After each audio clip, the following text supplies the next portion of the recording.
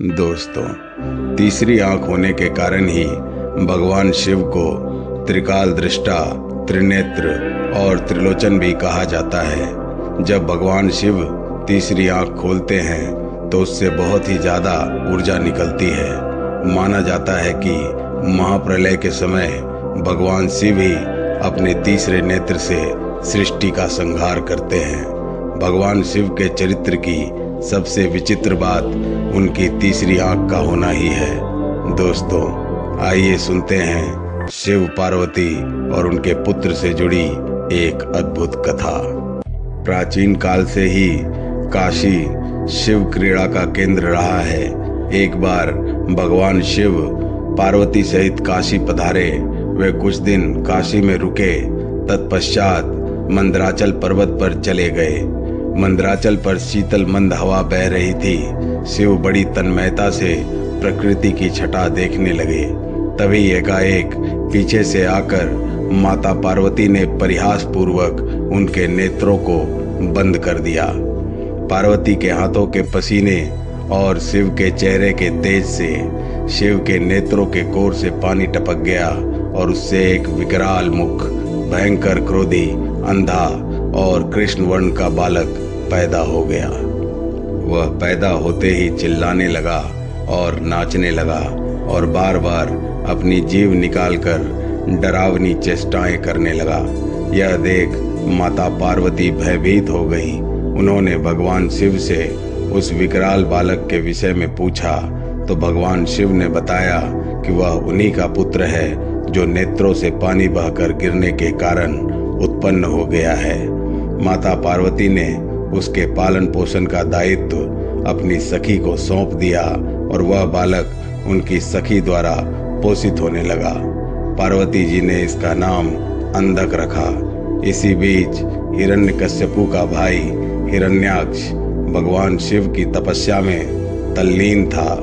उसकी तपस्या से प्रसन्न होकर भगवान शिव प्रकट हुए और उन्होंने उससे वर मांगने को कहा। उठो पुत्र, मैं तुम्हारे तप से प्रसन्न हूँ, बोलो क्या वर मांगते हो। हिरण्याक्ष बोला, भगवान, मुझे एक पुत्र की कामना है। मेरे भाई के तो 4 पुत्र हैं, किंतु मेरी पत्नी की गोद सूनी है। कृपया मुझे पुत्र प्राप्ति का वरदान दे। भगवान शिव बोले, तुम्हारे भाग्य में पुत्र प्राप्ति का योग नहीं है दैत्यराज, लेकिन मैं तुम्हें अपना पुत्र दे सकता हूँ। वह अंधा है परंतु बहुत बलशाली है। भविष्य में वह महाबलवान पुरुष बनेगा। यह कहकर भगवान शिव ने अंधक को हिरण्याक्ष के हाथों में सौंप दिया। हिरण्याक्ष अंधक को लेकर खुशी खुशी अपने राज्य लौट गया। अंधक राजमहल में ही बड़ा होने लगा।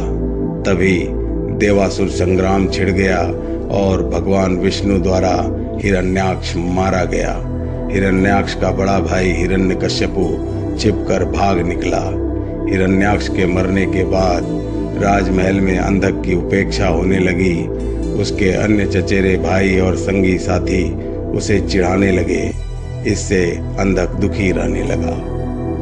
एक दिन उनके व्यवहार से तंग आकर वह तपस्या करने निकल पड़ा और एक निर्जन वन में पहुंचकर ब्रह्मा जी की साधना में लीन हो गया। तप करते हुए उसे कई वर्ष बीत गए। उसके तप से प्रसन्न होकर ब्रह्मा जी प्रकट हुए और उससे वर मांगने को कहा। अंधक ब्रह्मा जी के चरणों में गिनकर बोला, पितामह, मुझे ऐसा वर दीजिए कि मेरा अपमान करने वाले मेरे सभी भाई मेरी दासता स्वीकार करें, मेरे दिव्य नेत्र हो जाएं, मेरी किसी के द्वारा मृत्यु न हो। यह सुनकर ब्रह्मा जी बोले, और सब तो ठीक है वत्स, तुम्हारे नेत्र दिव्य हो जाएंगे, तुम्हारे सारे भाई भी तुम्हारी दासता स्वीकार कर लेंगे, किंतु तुम मनुष्य हो और काल चक्र का नियम है कि कोई भी मनुष्य मृत्यु से अछूता नहीं रह सकता। अंधक बोला, तो फिर ऐसा ही वरदान दीजिए कि मेरे शरीर से निकले रक्त की एक एक बूंद से मेरे जैसे पराक्रमी वीर उत्पन्न हो जाएं। ब्रह्मा जी बोले, ठीक है, मैं तुम्हें यह वरदान देता हूँ। साथ ही यह भी वरदान देता हूँ कि तुम्हारी मृत्यु विष्णु तथा शिव के द्वारा नहीं होगी। अंधक को वरदान देकर भगवान ब्रह्मा अंतर ध्यान हो गए। अंधक वरदान पाकर एकदम सुपुष्ट एवं नेत्रवान पुरुष बन गया। वह वापस दैत्यपुरी लौट आया। वरदान प्राप्त करके वह बेहद अत्याचारी हो गया। उसके अत्याचारों से नाग, यक्ष तथा देव गंधर्व सभी दुखी रहने लगे। वे सब ब्रह्मा जी की शरण में पहुंचे, किंतु ब्रह्मा जी ने उन्हें कोई आश्वासन नहीं दिया, क्योंकि अंधकासुर उन्हीं के वरदान स्वरूप तो यह उत्पात मचाए हुए था। आखिर निराश होकर सभी देवतागण भगवान शिव के पास पहुंचे और उन्हें अंधकासुर के अत्याचारों के बारे में अवगत कराया। भगवान शिव ने उन्हें आश्वस्त किया। आश्वस्त होकर वे अपने अपने स्थानों को लौट गए। भगवान शिव और माता पार्वती मंदराचल पर्वत पर ठहरे हुए थे। तभी एक बार अंधक अपनी सेना के साथ मंदराचल पर पहुंचा। पर्वत की सुंदरता देखकर वह विभोर हो उठा। उसने सोचा, कितना सुंदर स्थान है, क्यों न यहाँ अपने लिए एक अस्थायी नगर का निर्माण करा दिया जाए। यह सोचकर उसने अपने एक सेवक को आदेश दिया, तुम कोई उचित स्थान तलाश करो जहाँ हमारे लिए एक शानदार महल बन सके। आज्ञा पाकर सेवक उचित स्थान की खोज में निकल पड़ा। कुछ दूर जाने पर उसे एक जटाधारी पुरुष तप करता हुआ दिखाई दिया। उसके समीप ही एक सुंदर स्त्री बैठी हुई थी।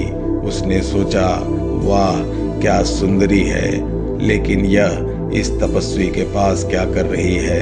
इसे तो राजमहल की शोभा होनी चाहिए। चलकर महाराज को सूचित करूं। यह सोचकर वह वापस लौट आया और अंधक को सारा वृतांत कह सुनाया। यह सुनकर अंधक बोला, फिर से जाओ और उस सुंदरी को उठाकर मेरे पास ले आओ। उस तपस्वी पुरुष को कह देना कि मैं दैत्यराज अंधक का दूत हूँ और उनके लिए इस सुंदरी को ले जाना चाहता हूँ। दूत पुनः उसी स्थान पर जा पहुंचा। तब तक शिव ध्यान से निवृत्त हो चुके थे। दूत ने अपने स्वामी अंधक का संदेश उन्हें कह सुनाया। यह सुनकर भगवान शिव ने दूत से कहा, जाओ अपने महाराज से कह देना कि किसी की पत्नी पर कुदृष्टि डालना बहुत ही अनुचित कार्य होता है। दूत ने भगवान शिव का संदेश अंधक को कह सुनाया। यह सुनकर अंधक ने सेना एकत्र की और मंदराचल पर हमला कर दिया। घनघोर युद्ध छिड़ गया। अंधक ने नंदीश्वर को मूर्छित कर दिया। देवर्षि नारद द्वारा यह समाचार श्री हरि विष्णु तक पहुंचाया गया। इंद्र आदि को भी यह संदेश भेज दिया गया। देखते ही देखते देवों की एक विशाल सेना मंदराचल पर आ जुटी। देवों और दैत्यों में भयानक युद्ध छिड़ गया, लेकिन दैत्यों की प्रबल मार के आगे देवताओं की हार होने लगी। उनके पैर उखड़ने लगे।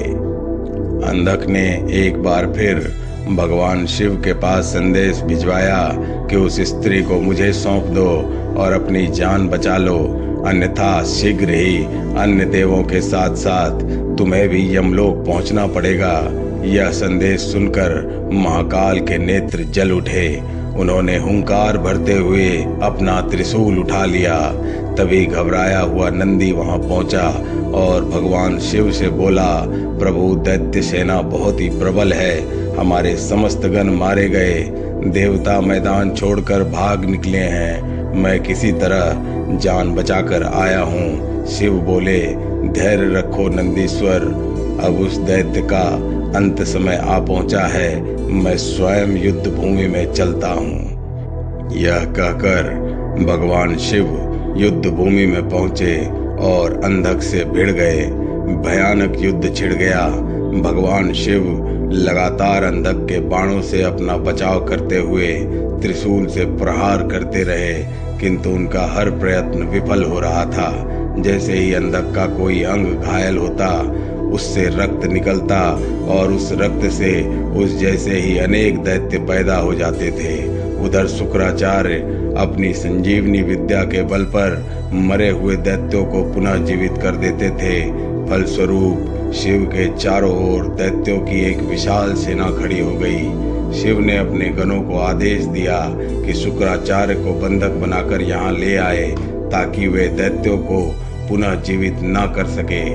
गण शुक्राचार्य को बांधकर ले आए और उन्हें भगवान शिव के सन्मुख खड़ा कर दिया। फिर भगवान शिव ने विराट रूप धारण कर लिया। इससे शिवगणों का उत्साह दोगुना हो गया। उन्होंने दोगुने जोश से दैत्यों का संहार करना आरंभ कर दिया।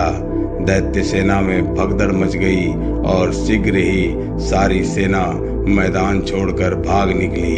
अकेला अंधक भगवान शिव के सन्मुख डटा रहा।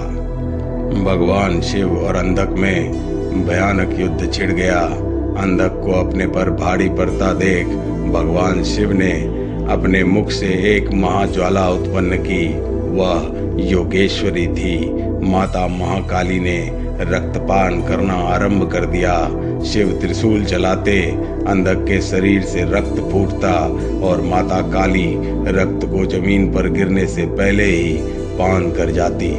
इससे अंधक बलहीन हो गया। उसके कदम लड़खड़ाने लगे। भगवान शिव ने उसके हृदय को निशाना बनाकर त्रिशूल चलाया और अंधक का हृदय भेद दिया। साथ ही उसे त्रिशूल के ऊपर टांग दिया। अंधक के गिरते रक्त को नीचे खड़ी काली सहित सभी योगिनियां जमीन पर गिरने से पहले ही अपने विशाल मुख में लुप्त करने लगी। फिर युद्ध शांत हो गया, लेकिन ब्रह्मा जी के वरदान स्वरूप अंधक नहीं मर सका। वह त्रिशूल पर टंगा टंगा ही शिव का जाप करता हुआ अपनी भूल का प्रायश्चित करने लगा।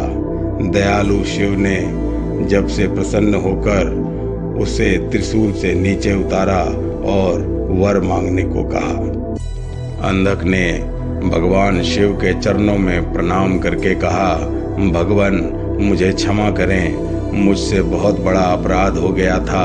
मैंने माता पार्वती पर कुदृष्टि डाली थी। अब से मैं आपकी सेवा में रहूंगा और कभी भी अपने अंदर दैत्य भाव जागृत न होने दूंगा, न ही देव विरोधी कार्य करूंगा। प्रभु मैं चाहता हूँ कि मुझे दिव्य दृष्टि प्राप्त हो जाए। आज से मैं हर समय आपकी सेवा में दास की तरह उपस्थित रहूं। मेरे समस्त विकार धुल जाएं। तथास्तु कहकर भगवान शिव अंतर ध्यान हो गए। त्रिपुरारी रुद्र की कृपा से भूमंडल पर एक बार फिर से धर्म ध्वजा फहराने लगा। एक बार फिर वैदिक धर्म का पालन होने लगा। जगह जगह यज्ञ हवन होने लगे। वातावरण में फिर से मंत्र गूंजने लगे। दोस्तों, उम्मीद करते हैं कि आपको हमारा आज का ये वीडियो पसंद आया होगा, तो लाइक करना ना भूलें और आपकी प्रतिक्रिया कमेंट सेक्शन में ज़रूर दें। अगर आप हमारे चैनल के माध्यम से कोई और पौराणिक विषय के बारे में वीडियो देखना चाहते हैं तो कमेंट सेक्शन में ज़रूर बताएं। अगर आप हमारे चैनल पर नए हैं तो सब्सक्राइब का बटन ज़रूर दबाएं। ऐसी ही और दिलचस्प वीडियोस के लिए हमारे चैनल के साथ बने रहें। हम जल्द ही एक और रोचक विषय के साथ वापस आएंगे। तब तक के लिए हमें आज्ञा दीजिए। जल्द ही फिर मिलेंगे। हमारे चैनल के साथ बने रहने के लिए आप सभी का बहुत बहुत धन्यवाद।